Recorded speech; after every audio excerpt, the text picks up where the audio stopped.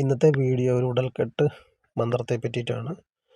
ശത്രുക്കളുടെ ആഭിചാര പ്രവർത്തനത്താലും അല്ലെങ്കിൽ നമ്മൾ സ്വയം ചെയ്യുന്ന മന്ത്രപ്രയോഗത്താലും അതുമൂലം നമുക്ക് വരുന്ന മൂർത്തി ദോഷങ്ങളും മാറ്റാൻ വേണ്ടിയിട്ട് പരമ്പരാഗതമായിട്ട് ഉപയോഗിച്ച് വരുന്ന ഒരു സംരക്ഷണ മന്ത്രമാണ് ഇന്നത്തെ വീഡിയോയിലൂടെ പറയണത്.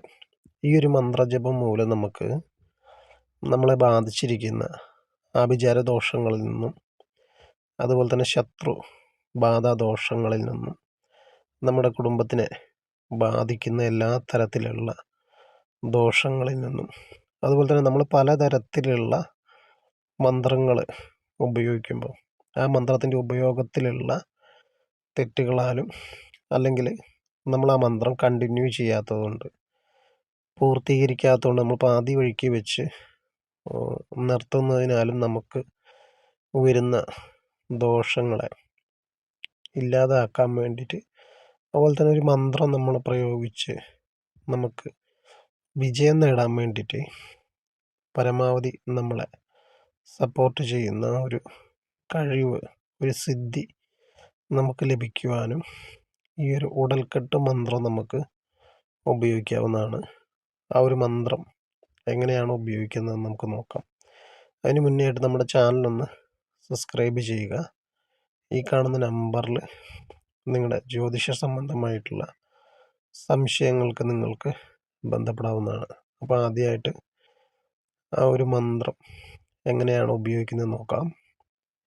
ഓം നമോ ഭഗവതോം ഓം ഗുരു വാഴുക, എൻ ആചാര്യൻ വാഴുക, ദേവത വാഴുക, എന്നെ മറന്ന് ഗുരുവിനെ മറക്കാതെ ഗുരുവും തുണയും കൊണ്ടേൻ ഗുരുവിനഘോര വീരം മന്ത്രം തൊട്ട് ദിക്കെട്ടും തൊട്ട് പിഴ തൊട്ട് ഭൈരവൻ കട്ടായം കാവലാക സ്വാഹ.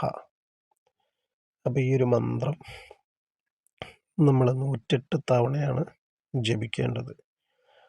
11 ദിവസം തുടർച്ചയായിട്ട് ജപിക്കുമ്പോൾ നമുക്കൊരു മന്ത്രം സിദ്ധിയായിട്ട് നമ്മുടെ ശരീരത്തിൽ ഉറയ്ക്കുന്നതായിരിക്കും. നമ്മുടെ ഒരു ശരീരം ഈ ഒരു മന്ത്രം കൊണ്ട് സംരക്ഷിക്കുന്നതായിരിക്കും. പിന്നീട് നമ്മളൊരു മന്ത്രം ജപിക്കുമ്പോഴും അല്ലെങ്കിൽ നമ്മൾ ഏതൊരു കർമ്മത്തിൽ നമുക്ക് സംരക്ഷണം വേണ്ടി വരുന്ന ഏതൊരു കർമ്മത്തിലേക്കും നമ്മൾ കടക്കുന്നതിന് മുന്നായിട്ട് ഒരു തവണ ഈ ഒരു മന്ത്രം നമ്മൾ ജപിച്ച ശേഷം നമുക്ക് ഏതൊരു മന്ത്രജപത്തിലേക്കും ഏതൊരു കർമ്മത്തിലേക്കും നമുക്ക് കടക്കാവുന്നതാണ്. അപ്പോൾ ആ ഒരു കർമ്മത്തിന് പൂർണ്ണ ഫലം ലഭിക്കുവാനും നമുക്ക് ബാധിക്കാവുന്ന എല്ലാ ദോഷങ്ങളെയും ഇല്ലായ്മ ചെയ്യുവാനും സാധിക്കുന്നൊരു മന്ത്രമാണ്. അപ്പോൾ തുടർച്ചയായിട്ട് 11 ദിവസം നമ്മൾ ചെയ്യുമ്പോഴാണ് ഈ ഒരു മന്ത്രത്തിന് ഫലം ലഭിക്കുക. അപ്പോൾ രാവിലെയോ അല്ലെങ്കിൽ വൈകുന്നേരമോ നിങ്ങൾക്ക് ഈ ഒരു മന്ത്രം 108 തവണ വീതം 11 ദിവസം ജപിച്ച് സിദ്ധി വരുത്താവുന്നതാണ്.